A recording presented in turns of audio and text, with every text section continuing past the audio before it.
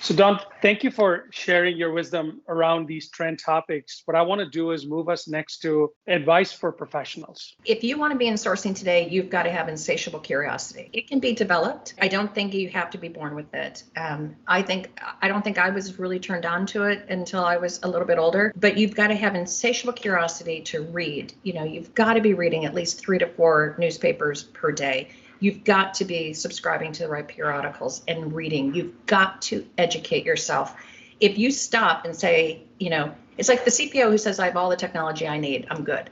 It's like, no, if you haven't looked lately, you have now fallen behind. And if you are not educating yourself on a daily basis, you are falling behind. You're going to miss trends.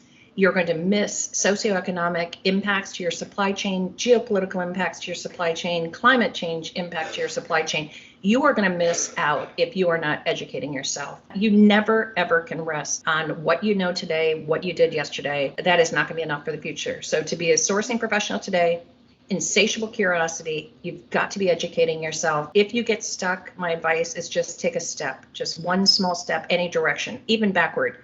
But sitting still and just spinning is never going to get you anywhere. So take a step, start getting some momentum.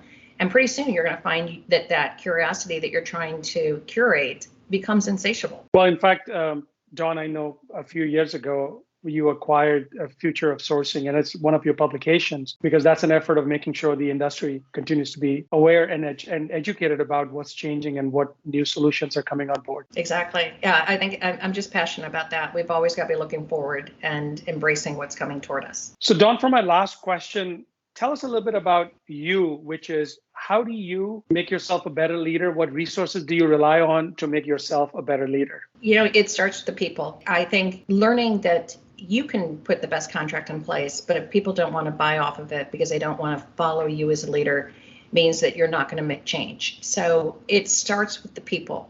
You've got to be relatable. You've got to have empathy. I think the pandemic showed good leaders and bad leaders were separated. You've got to understand that without the people, you're never going to have success. Technology can't do it all for you. You've got to have people. So lead with your people. Put them first and foremost in every decision that you make. And so for me, I'm constantly reading. I read book after book. I listen to podcasts. I go to webinars. I'm always trying to learn how I can connect better and what makes people tick. We're never going to fully understand the human psyche, and we're certainly not going to understand everybody in their depth. But I think being an empathetic leader has really taught me a lot. It's opened my eyes to a lot of ways of thinking that are not me. And that's another reason why, at SIG, we embrace diversity, equity, and inclusion. Almost a third of our staff is African American. We have a lot of female leaders. We want to make sure that we're going out there. And when we get together, we come from all diverse backgrounds. And so we bring diverse thought. As a result, you learn so much. How boring would it be to sit around with people just like yourself day in and day out and just repeat the same things that you think and feel? For me, leadership means being open to learning, opening to listening. I think that is the most critical aspect there is the people. Don, thank you so much for sharing your time, your engagement, and your wisdom with us.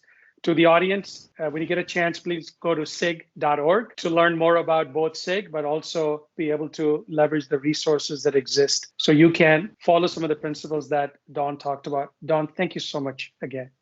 Thank you, Atul. Always a pleasure to talk to you. You're one of those brilliant people I always seek out. So thank you. And same here, Don. I'm delighted to talk to you. Thank you. Thank you.